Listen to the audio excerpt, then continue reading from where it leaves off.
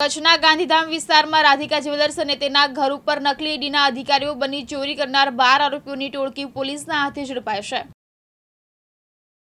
2 ડિસેમ્બરે નકલી ઈડીના અધિકારીઓ બનેલી ટોળકી રાધિકા જ્વેલર્સ પેઢી અને માલિકના ઘરે રેડ કરવાનું નાટક કરી ત્યાંથી સોના ચાંદીને રોકડ રકમ ચોરીને અંજામ આપ્યો હતો।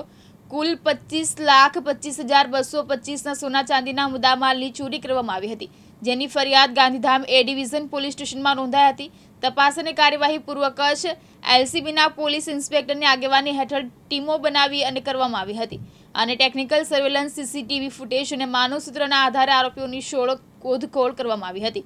પોલીસની અલગ અલગ ટીમોએ ગાંધીધામ, ભુજ અને અમદાવાદમાં તપાસ હાથ ધરી અને ઝડપાયેલી માહિતી ગુનામાં સંડોવાયેલા 12 આરોપીઓમાં એક મહિલા પણ સામેલ હતી। ટોળકીએ નકલી ઈડીની ટીમ બનાવી અને ગુનાનો અંજામ આપ્યો હતો। એક આરોપીનો ગુનાહિત ઇતિહાસ બહાર આવ્યો છે। પોલીસે આ કેસમાં કુલ 45.82 લાખનો મુદ્દામાલ કબજે કર્યો છે। આગળની કાર્યવાહી હાલમાં અમદાવાદનો એક આરોપી હજુ પકડવાનો બાકી છે। આ ટોળકીને ઝડપી પાડવા માટે પોલીસે ટીમો કુલ 37 લોકોની સહાયથી આયોજનબદ્ધ રીતે કાર્યવાહી કરી હતી। પોલીસે આરોપીઓની મોડસ ઓપરેન્ડી જાહેર કરી છે, જે આગામી ગુનાખોરી રોકવામાં મદદરૂપ થશે। સંપૂર્ણ કેસમાં અધિકારીઓએ ઝડપી કાર્યવાહી કરી ન્યાય પૂરો કર્યો છે। 2 ડિસેમ્બર 2024ના સવારે 11 વાગ્યાની આજુબાજુ ગાંધીધામ ખાતે જે મેઇન માર્કેટમાં રાધિકા જ્વેલર્સ જે આવેલું છે, ત્યાં સવારે 11 વાગે એક 4-5 લોકોની ટોળકી આવે છે।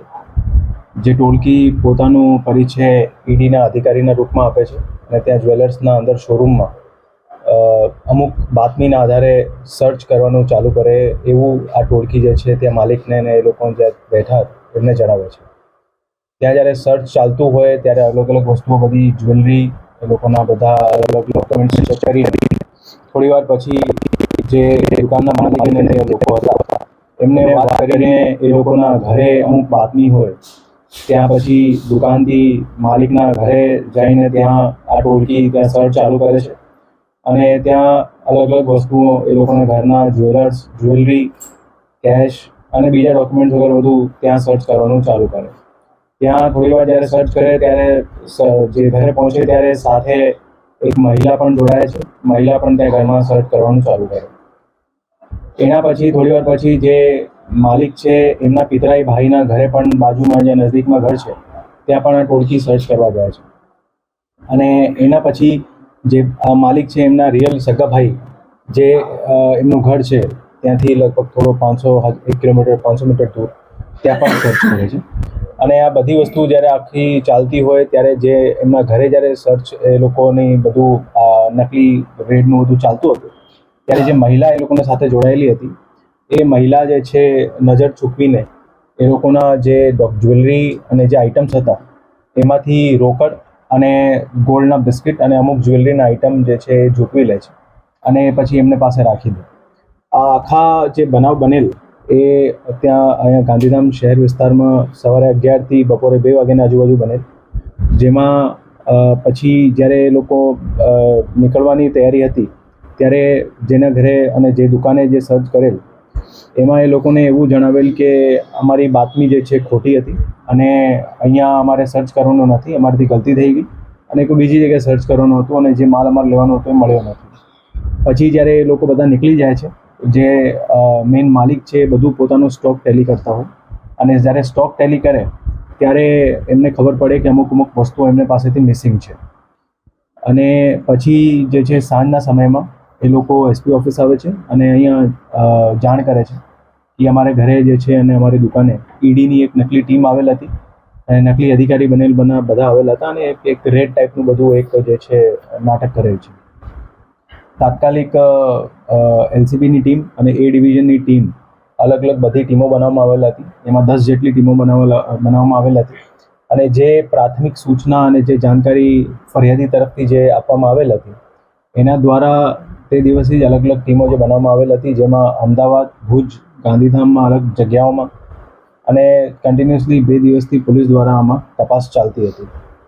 ગઈકાલે રાત્રિમાં આ બનાવ બાબતમાં એક ગુનો દાખલ કરવામાં આવ્યો છે। ફરિયાદી તરફથી જે ફરિયાદ ગઈકાલે આપવામાં આવી છે જેના અનુસંધાને જે BNS હેઠળ ભારતીય ન્યાય સંહિતા હેઠળ જે ગુનો દાખલ કરવામાં આવેલ છે, જેમાં ભારતીય ન્યાય સંહિતાની કલમ 305, 204 અને 61(2) આના હેઠળ ગુનો દાખલ કરવામાં આવ્યો છે, જેમાં ખોટા અધિકારીની ઓળખ આપવાની, બધું સંયુક્ત કાવતરો કરવાનું અને ટોટલ જે મુદ્દામાલ એ લોકો તરફથી એમાં જે બધું જ ડિસિટ વેમાં લઈ જવામાં આવ્યો છે એ લગભગ 25 લાખ જેટલું મુદ્દામાલ છે.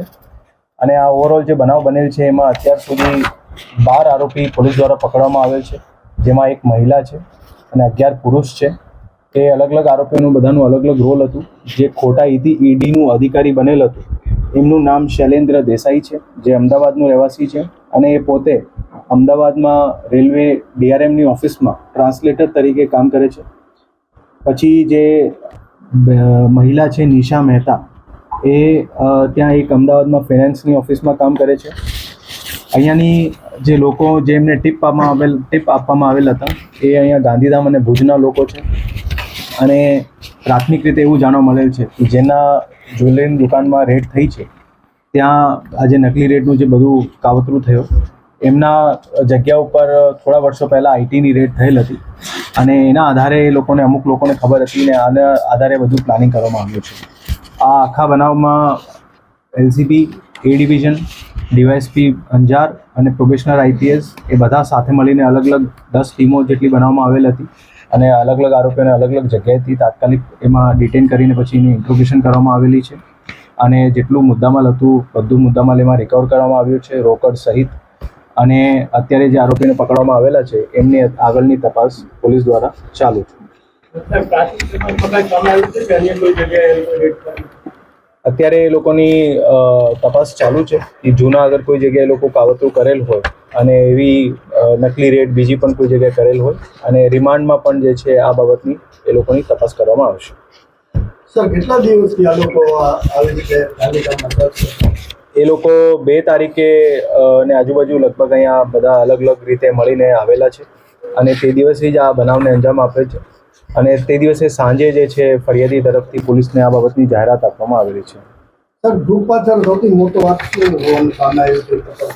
એમાં જેમ હું આપણે વાત કરી કે અમુક એમાં વ્યક્તિ જે સંડોવાયેલા હતા, જેમાં ખાસ કરીને એક ભરતભાઈ શાંતિલાલ મોરવાડિયા અને દેવાયત વિશુભાઈ ખાચર, એ આ ફરિયાદી બાબતમાં અમુક વસ્તુઓ જાણતા હતા અને એ લોકો બીજા લોકો સાથે મળીને બધું આ કાવતરું કરેલ છે. અને જે મેઇન ઈરાદો હતું કે પૈસાને લાલચમાં બધી વસ્તુ કરવામાં આવેલ છે અને બીજા પણ જે અમુક વસ્તુઓ હોય એ તપાસમાં અગર કોઈ વસ્તુ નીકળશે તો આપને જણાવવામાં આવશે. ખાસ કરીને જે ટોળકીની આગેવાની જે લીધી છે એની મોડસ ઓપરેન્ડી કઈ રીતે? જેમ હું આપને વાત કરી કે થોડા વર્ષો પહેલાં આ જે ભરત મોરવાડિયા છે એ અને પેલા દેવાયત ખાચર, એ બંને આ બાબતની વસ્તુ જાણતા હતા અને બંને આપસમાં પ્લાનિંગ પણ કરી હતી. અને પછી હમણાં થોડા ટાઈમ પહેલાં જે બીજા આરોપી હતા એમને સાથે જે જોડાયેલા એ વચ્ચેની આપસમાં બધાની એક વાત થઈ, અહીંયા વિઝિટ પણ થઈ ગાંધીધામમાં અને પછી ધીરે ધીરે બધી પ્લાનિંગ કરવામાં આવેલી. જયશ્રી મહેતા, દિવ્યાંગ ન્યૂઝ, અંજાર, કચ્છ.